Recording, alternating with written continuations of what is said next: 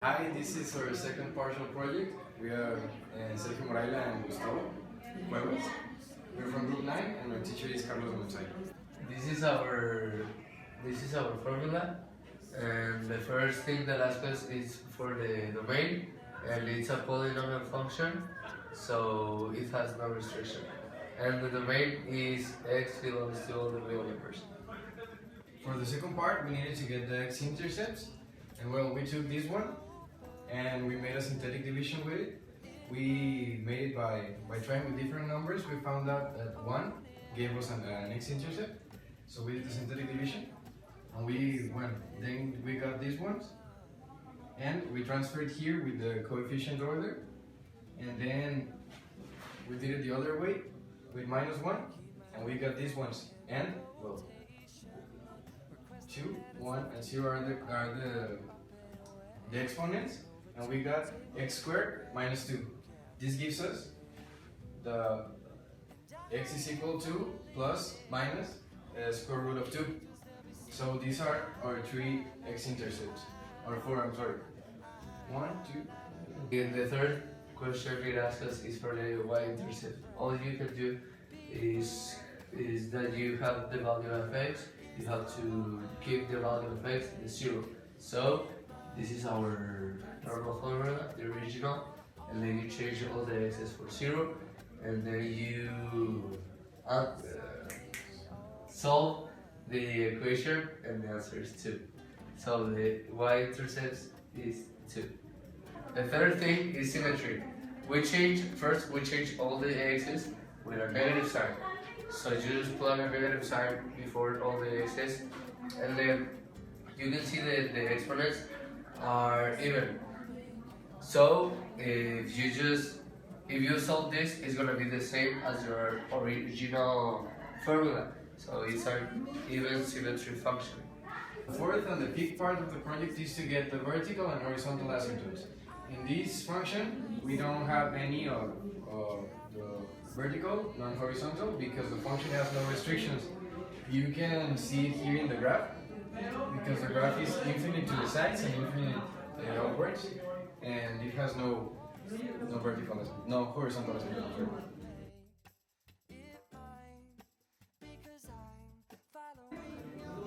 The sixth point, it asks us for the first derivative. The first derivative of our original formula will be 4x3 minus 6x. And then this is our derivative formula. And then you pass to the 7th point. With this formula, first you have to get the x-intercept. Our x-intercept result to be negative square root of 3 over 2, then 0, and positive square root of 3 over 2. And then you have to plug in this number that is before, after, and then before and after, before and after. With these numbers that you plug, you have to substitute them in the derivative formula. So if you substitute the x's with -2, the result will be negative.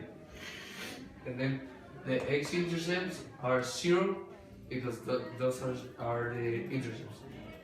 Then if you put -1 in this formula, it will get a positive result. If you get 1, you will get a negative result. And if you plug in 2, if you substitute 2 in this formula, you will get a positive sign. Then, if you get a negative sign, you put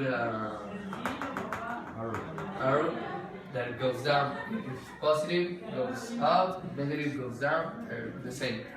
And then, what we're doing here is that we want to get the critical points. There are 2 types: the maximum and the minimum. The maximum is like this, and the minimum is like this. So you have to imagine that this continues.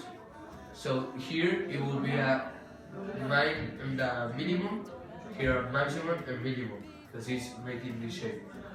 And that's how you get the critical points. For the next part, we need to get the second derivative, which is 12x squared minus 6.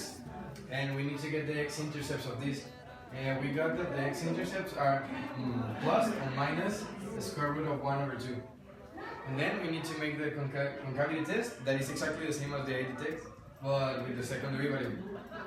And we put the x-intercepts here, and we need to put a number before and a number after. A number before and a number after.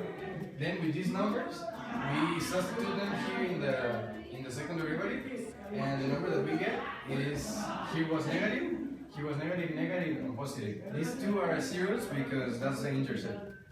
And what we're looking for is the inflection points, and there are two types of inflection points, the negative and the positive. So depending on what the sign was here, you put this was negative, this was negative, this was negative, and this was positive. Here you just don't put anything, and that's how you get the inflection points and the form of the graph.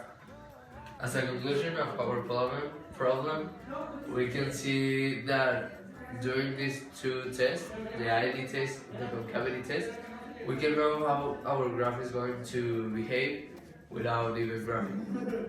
Thank you.